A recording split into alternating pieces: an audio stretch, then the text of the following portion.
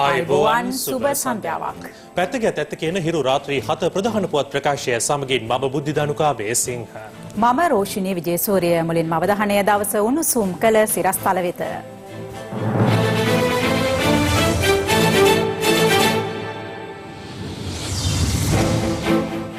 මහා මැතිවරණයේ තැපැල් ඡන්ද ගණන් කිරීම ආරම්භේ. ප්‍රතිඵල හැකි ඉක්මනින් ලබා දෙන බවට මැතිවරණ කොමසාරිස්ගෙන් ප්‍රකාශයක්. ජනපති පොළොන්නරුවේදීත් අගමැති කොළඹදීත් ඡන්දය ප්‍රකාශ කරයි. අපි ඔක්කොම පෙරමුණක් හැටියට එන්නේ. ජනවාරි 8 වෙනිදා විප්ලවය තහවුරු කරනවා. මම කිසිම සැකයක් නැහැ. ඒක තහවුරු වෙනවා. ජයග්‍රහණය සාමකාමීව භුක්ති විඳින්න හිටපු ජනපති මැදමුලනේදී කියයි. බලාපොරොත්තු 114ක් ලැබෙයි කියලා. ඒ සාමකාමීව ඒ ජයග්‍රහණය භුක්ති විඳින්න. මෑත ඉතිහාසයේ සාමකාමීම මැතිවරණය මෙය බව මැතිවරණ නිරීක්ෂකයින් කියයි. 1977 පසුව දක්නට ලැබුණු සාමකාමී මැතිවරණයක් ලෙස මෙවර මැතිවරණය දක්නට පුළුවන්කමක් ලැබෙනවා. ඔබේ වැඩිවන ඩේටා ගින්න නිවන්න දැන් ඩයලොග් ඩේටා 50% දක්වා වැඩි වෙලා. මාස 12 ස්ථාවර තැන්පතු සඳහා මාස 13කම පොලියක් පෑන් ඒෂියා බැංකුවේ. වාහනයක් ගන්නද හිතන්නේ? දෙපාරක් හිතන්න දෙයක් නැහැ. අදම ලීසින් හොට්ලයින් එකට කතා කරන්න. ඉන්ෂුරන්ස් ලයිෆ් මැක්ස් ඉන්ෂුරන්ස් නිරෝගී සුවයක් නිදහස් දිවියක්. ශ්‍රී ලංකා ප්‍රජාතාන්ත්‍රික සමාජවාදී ජනරජයේ 15 වන පාර්ලිමේන්තුවේ සභිකින් තෝරාපත් කර ගැනීම සඳහා වන ඡන්ද විමසීම අවසන් වී මේ වන විට පැය 3කට වැඩි කාලයක් ගත වී අවසන්. දිවයිනේ ඡන්ද මධ්‍යස්ථාන 12314කදී සටහන් වූ ඔබේ කතිරය අයිති කාටදයි මේ වන විට ගණන් කරමින් පවතිනවා. ඒ දිවයිනේ ස්ථාන 1600ක පිහිටුවා ඇති ඡන්ද ගණන් කිරීමේ මධ්‍යස්ථානවලදී සෑම පළාතක්ම ආවරණය වන පරිදි අපගේ වාර්තාකරුවන් මේ වන විට එම ගණන් කිරීමේ මධ්‍යස්ථානවල රැඳී සිටිනවා. අපි සූදානම් ප්‍රථමයෙන් බස්නාහිර පළාතේ තොරතුරු දැන ගැනීම සඳහා කොළඹ රාජකීය විද්‍යාල පරිශ්‍රයේ රැඳී සිටින සමීර කපුකොටුව සම්බන්ධ කරගන්නට. සමීර සුබ සන්ධ්‍යාවක්. රෝෂිනී ශ්‍රී ලංකාවේ 8 වන පාර්ලිමේන්තුවට මහජන නියෝජිතයන් තෝරා ගැනීම සඳහා වූ අද පැවති ඡන්ද විමසීමට අනුව කොළඹ දිස්ත්‍රික්කයේ ඡන්ද ගණන් කිරීමේ මධ්‍යස්ථාන දෙකක් පිහිටුවා තිබෙනවා.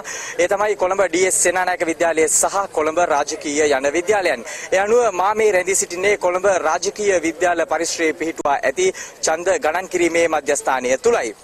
විශේෂයෙන්ම සඳහන් කරන්නට ඕනි මේ මොහොත වන විට තැපැල් ඡන්ද ගණන් කිරීමේ කටයුතු ආරම්භ වී තිබෙනවා. එම කටයුතු නිරීක්ෂණය කිරීම සඳහා විදේශීය නිරීක්ෂකයන් යුරෝපා සංගමයේ නිරීක්ෂකයන් ඇතුළු විදේශීය නිරීක්ෂකයන්ට අවස්ථාව හිමි වී තිබෙනවා. ඒ අනුව එම කටයුතු සිද්ධ වන්නේ ඔවුන්ගේ නිරීක්ෂණය යටතේ දෙස් විදේශ නිරීක්ෂකයන්ගේ නිරීක්ෂණ කටයුතු යටතේ. ඒ වගේම තමයි තවත් කාරණාවක් සඳහන් කරන්නට ඕනි මෙවර මැතිවරණයට විශේෂ ආරක්ෂාවක් යොදවා තිබෙනවා. ඔබට පෙනෙනවා ඇති ත්‍රිවිධ හමුදාවේ විශේෂයෙන්ම විශේෂ කාර්ය බලකාය පොලිස් නිලධාරීන් මේ කටයුතු වලට ඉතාමත් දැඩි ආරක්ෂාවක් සපයනවා. ඒ අනුව මෙම කොළඹ දිස්ත්‍රික්කයේ ඡන්ද ගණන් කිරීමේ කටයුතු මෙම රාජකීය විදුහල් පරිශ්‍රය තුල සිද්ධ වන්නේ එවන් වූ දැඩි ආරක්ෂිත පසුබිමක් තුලයි. සමීර අපි දැනගන්නට කැමති ඔය ප්‍රදේශයේ ආරක්ෂාව සම්බන්ධයෙන්. අනිවාර්යෙන්ම මෙවර මැතිවරණයේදී මා පෙර සඳහන් කළ පරිදි මේ රාජකීය විදුහල් පරිශ්‍රය තුල විශේෂයෙන්ම පොලිස් ආරක්ෂාව යොදවා තිබෙනවා. ඔවුන් මේ පරිශ්‍රය තුලත් මේ රාජකීය මහත දෙපසත් මේ විදුහල අවට භූමියේත් ඉතාමත් දැඩි ආරක්ෂාවක් යොදවා තිබෙනවා. මේ කටයුතු ඉතාමත් සාධාරණව ඒ වගේම සාර්ථකව කරගෙන යාම සඳහා ඡන්ද ගණන් කිරීමේ කටයුතු වලට කිසියම් හෝ බාධාවක් ඇති වුණොත් ඒ සඳහා මුහුණ දීම සඳහා මේ ආරක්ෂක අංශ පෙළ ගැසී සිටිනවා. ඒ අනුව මේ භූමිය ඉතාමත් ආරක්ෂිතයි. මේ සියලු කටයුතු සිද්ධ වන්නේ එවන් වූ දැඩි ආරක්ෂිත පසුබිමක් තුලයි රෝෂිනී. ස්තුතියි සමීර ඒ තොරතුරු ගෙනාවාට. අපි දැන් සූදානම් වයඹ පළාතේ තොරතුරු ගෙනෙන සුනිල් එස් පැල්ලන්දෙනිය සම්බන්ධ කරගන්නට. සුනිල් මා මේ මොහොතේ රැඳී සිටින්නේ කුරුණෑගල ප්‍රධාන ගණන් කිරීමේ මධ්‍යස්ථානයේ වන කුරුණෑගල මලිදේව පිරිමි විද්‍යාලය ඉදිරිපිට. මේ මොහොත වන විට කුරුණෑගල දිස්ත්‍රික්කයේ ධාරානිපාත වර්ෂාවක් ඇදහැරමින් පැවතියත් මේ වර්ෂා මධ්‍යමවත් ඡන්ද පෙට්ටි මේ ගණන් කිරීමේ මධ්‍යස්ථානයේ වෙස යහුසුලුව රැගෙන යන ආකාරයයි ඔබ මේ මා පසුබිමින් දකින්නේ. මේ වන විට කුරුණෑගල දිස්ත්‍රික්කයේ ඡන්දය ප්‍රකාශ කිරීමේ ප්‍රතිශතය 68%ක් බවත් පුත්තලම් දිස්ත්‍රික්කයේ 66%ක් බවත් දිස්ත්‍රික් තේරීම් භාර නිලධාරීවරුන් ප්‍රකාශයට පත් කොට තිබෙනවා. මම සුනිල් ස්පැල්ලන්දෙනිය කුරුණෑගල මලියදේව පිරිමි විද්‍යාලය ඉදිරිපිට සිට. දකුණු පළාතේ තොරතුරු ගෙනෙන්නේ ගාල්ල දිස්ත්‍රික් ලේකම් කාර්යාල පරිශ්‍රයේ සිටින රොෂාන් පියතිලක. මා මේ වෙනකොට රැඳී සිටින්නේ ගාල්ල දිස්ත්‍රික්කයේ ඡන්ද ගණන් කිරීමේ ප්‍රධාන මධ්‍යස්ථානය වන ගාල්ල කළුවැල්ල පිහිටි උසස් තාක්ෂණ කාර්මික ආයතනය අසලයි. මේ වෙනකොට අපට දැකගත හැකි වෙනවා ඡන්ද ගණන් කිරීමේ මධ්‍යස්ථානය වෙත ඡන්ද පෙට්ටි ටිකෙන් ටික රැගෙන යන ආකාරය.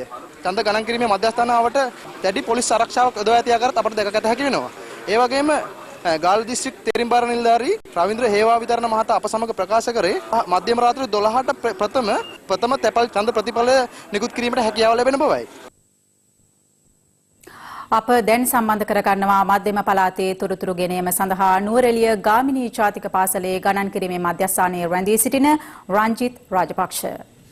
අද උදෑසන සිට පැවති මැතිවරණය ඉතා සාමකාමීව පැවති බවයි නුවරඑළිය දිස්ත්‍රික් තේරීම් භාර නිලධාරිනී හෙලන් මීගස්මුල්ල මහත්මිය හිරු ප්‍රවෘත්තිංශයට පැවසුවේ. නුවරඑළිය දිස්ත්‍රික්කයේ ඡන්ද ප්‍රතිශතය 70% ඉක්මවන බවද ඇය පවසා සිටියා.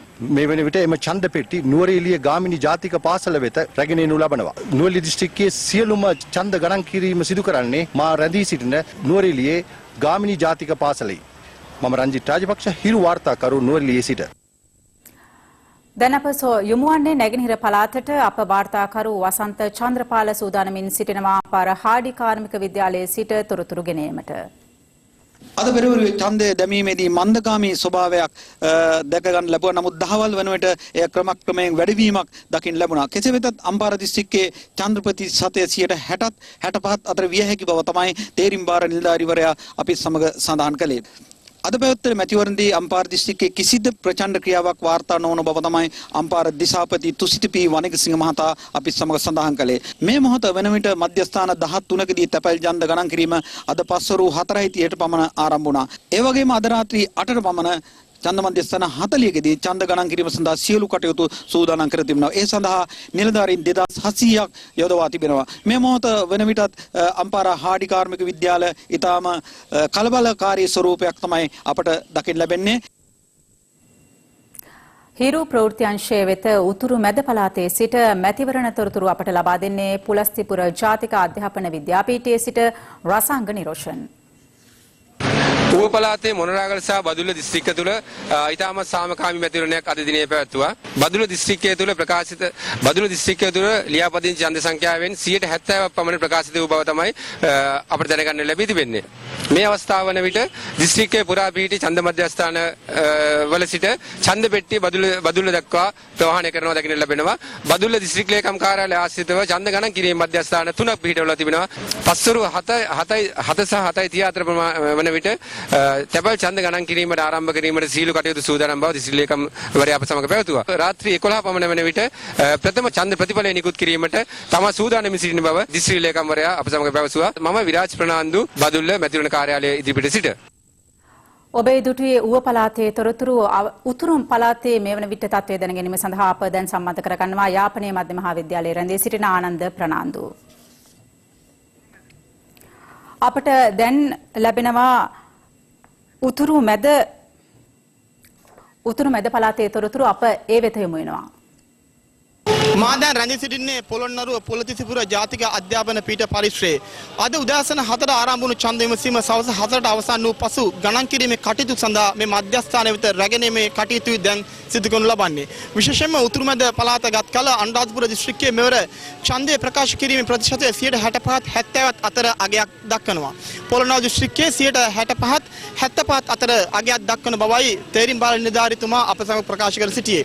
මේ අද පැවැත්වුණු ඡන්දයත් පසුගිය දින පැවැත්විය තැපැල් ඡන්දයත් ගණන් කිරීමේ කටයුතු සිදු කරනු ලබනවා. තැපැල් ඡන්දය ගණන් කිරීමේ කටයුතු ශාලා 8ක සිදු කරනු ලබනවා. අද පැවැති ඡන්දය ශාලා 26ක ගණන් කිරීමේ කටයුතු සිදු කරනු ලබනවා. ඒ අනුව මුළු ඡන්දය ශාලා 34ක ගණන් කිරීමේ කටයුතු සිදු කරනවා. ප්‍රථම ඡන්ද ප්‍රතිඵලය මධ්‍යම රාත්‍රිය වෙනිදා ලබා දීමට හැකියාව ඇති බව තමයි තේරීම් භාර නිලධාරීතුමා ප්‍රකාශ කර සිටියේ.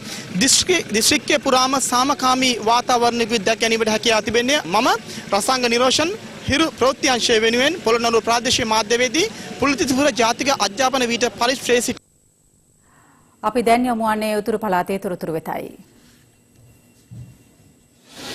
අද දින යාපනයේ දිස්ත්‍රික්කයේ 5,29,229ක් ජනතාව සුදුසුකම් ලැබුවා ඡන්දය ප්‍රකාශ කිරීමට. ඡන්ද මධ්‍යස්ථාන 526ක ඡන්ද කොට්ටාස 10ක ඡන්දය පැවැත්වුණා. ඡන්දය පැවැත්වන අතර වාරයේ ආරක්ෂක තත්ත්වයේ ඉතාමත් ඉහළ මට්ටමක පැවතුණා. ඒ එක්කම කිසිදු ප්‍රදේශයක කලබලකාරී තත්ත්වයක් වාර්තා නොවුන අතර ඡන්ද නිරීක්ෂකයින්ගේ විදේශීය නිරීක්ෂකයින්ගේ සහභාගීත්වයත් ඉතාමත් ඉහළ මට්ටමකයි පැවතුනේ. විශේෂයෙන් සඳහන් කළ යුතුයි ඩෙල්ෆ් දූපතේ ඡන්ද පෙට්ටිය රැගෙන ආවේ ගුවන් මගින්. ඔබ මේ දකින්නේ ජනතාව ඡන්දේ පාවිච්චි කළ ඡන්ද පෙට්ටි ඉතාමත් සුරක්ෂිතව ඡන්ද ගණන් කිරීමේ මධ්‍යස්ථානයේ වෙත රැගෙන එන අයුරුයි. ශ්‍රී ලංකා ප්‍රජාතාන්ත්‍රික සමාජවාදී ජනරජයේ 8 වන පාර්ලිමේන්තුවට මන්ත්‍රීවරුන් තෝරාපත් කර ගැනීමේ ඡන්ද විමසීම අද පැවැත්වුණා. අද පෙරවරු 7ට ආරම්භ වූ මහා මැතිවරණයේ ඡන්ද විමසීම පස්වරු 4ට අවසන් කෙරුණා. අද පැවති මහමැතිවරණය සඳහා සුදුසුකම් ලබා සිටි ඡන්දදායකින් සංඛ්‍යාව 1,50,40,490ක්. ඔවුන්ට ඡන්දය ප්‍රකාශ කිරීම සඳහා දෙවින පුරා පිහිටුවා තිබූ මධ්‍යස්ථාන සංඛ්‍යාව 12,314ක්. ඡන්ද බල ප්‍රදේශ අනුව වැඩිම ඡන්දදායකින් පිරිසක් නියෝජනය වන්නේ නුවරඑළිය දිස්ත්‍රික්කයේ නුවරඑළිය මස්කෙලිය ඡන්ද බල ප්‍රදේශයයි. එම සංඛ්‍යාව 3,02,836ක්. අඩුම ඡන්දදායකින් පිරිසක් ලියාපදිංචි ඡන්ද බල ප්‍රදේශයේ වන්නේ යාපනය දිස්ත්‍රික්කයේ කයිට්ස් දූපතයි. එම සංඛ්‍යාව 22,057ක්. අවතැන් වූවන් සඳහා මෙවර මහමැතිවරණයේදී මධ්‍යස්ථාන ස්ථාපිත කර තිබුණේ අනුරාධපුරයේ සහ පුත්තලමේයි. එහිදී ප්‍රකාශ වන ඡන්ද එකතු කරනු ලබන්නේ වන්නි දිස්ත්‍රික් අවසන් ඡන්ද ප්‍රතිඵලයට බව වවුනියාව දිස්ත්‍රික් තේරීම් බාර නිලධාරී බන්දුල හරිශ්චන්ද්‍ර මහතා ප්‍රකාශ කළා. මැතිවරණ රාජ්‍යකාරී සඳහා යොමු කළ රාජ්‍ය නිලධාරීන් 1,95,000ක් අතුරින් 1,25,000ක් ඡන්ද විමසීමේ කටයුතු සඳහා යොදවා තිබුණා. ඡන්ද ගණන් කිරීමේ කටයුතු සඳහා යොදවාගෙන එන නිලධාරීන් සංඛ්‍යාව 70,000ක්. ඡන්ද ගණන් කිරීමේ කටයුතු මධ්‍යස්ථාන 1,437කදී සිදු කරනවා. මෙවර මහමැතිවරණයට දේශපාලන පක්ෂ 35ක් සහ ස්වාධීන කණ්ඩායම් 201ක් නියෝජනය කරමින් අපේක්ෂකයින් 6,151 දෙනෙක් තරඟ වැදුණා. මහමැතිවරණයේදී සමානුපාතිකව මන්ත්‍රීවරුන් 196 දෙනෙකු තෝරාපත් කරගන්නා අතර ජාතික ලැයිස්තුවෙන් තෝරාගෙන එන මන්ත්‍රී දුර සංඛ්‍යාව 29ක්.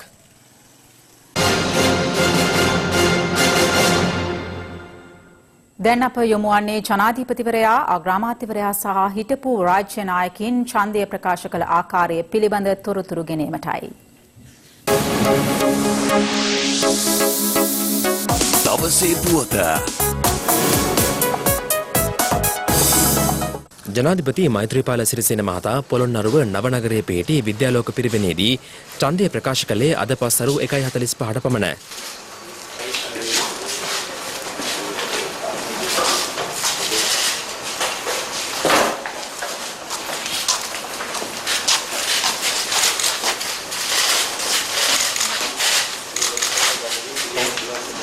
මේ අතර අග්‍රාමාත්‍ය රනිල් වික්‍රමසිංහ මහතා කොළඹ විශ්වවිද්‍යාලයේ පිහිටි ඡන්ද මධ්‍යස්ථානයේදී අද පෙරවරුවේ ඡන්දය ප්‍රකාශ කළා.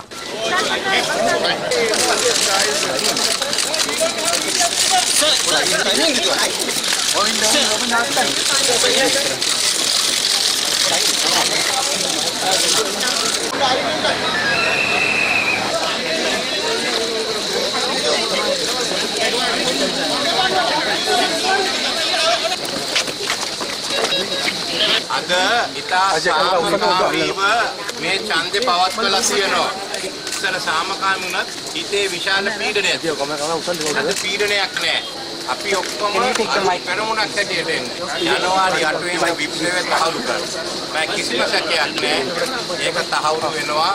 අද මේ සාමකාමී ඡන්දයක් ගෙනියන්න වාතාවරණයයි මේ පදනම හැදූ අපේ මෛත්‍රීපාල සිරිසේන ජනාධිපතිතුමාට මගේ ස්තුතිය ප්‍රකාශ කරනවා. මේ එන ප්‍රතිඵලයේ පිළි අරගෙන ભેද නැතුව ගහ ගන්න නැතුව අපි අලුත් ශ්‍රී ලංකාවක් ඇති කරන්නට ක්‍රියා කරමු.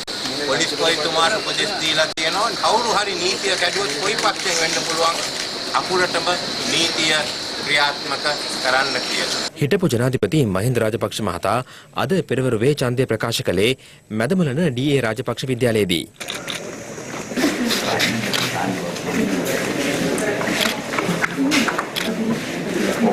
යන්න බෑ මේ ගියාවත්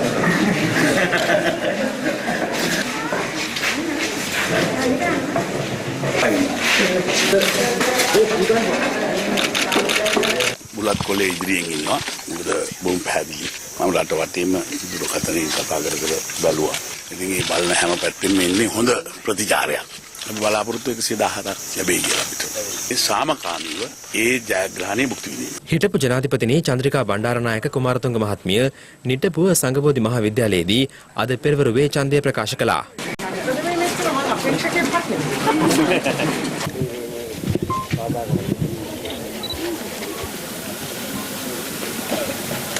හිටපු අග්‍රාමාත්‍ය දීමු ජයරත්න මහතා ඡන්දය ප්‍රකාශ කළේ ගම්පොළ දොළුව මහාවිද්‍යාලයේදී. මේ අතර හිටපු අග්‍රාමාත්‍ය රත්නසිරි වික්‍රමනායක මහතාද අද පෙරවරුවේ හොරණ විද්‍යාරත්න විහාරස්ථානයේ පිහිටි ඡන්ද මධ්‍යස්ථානයේදී ඡන්දය ප්‍රකාශ කළා. දවසේ පුවත. එහි බලයයි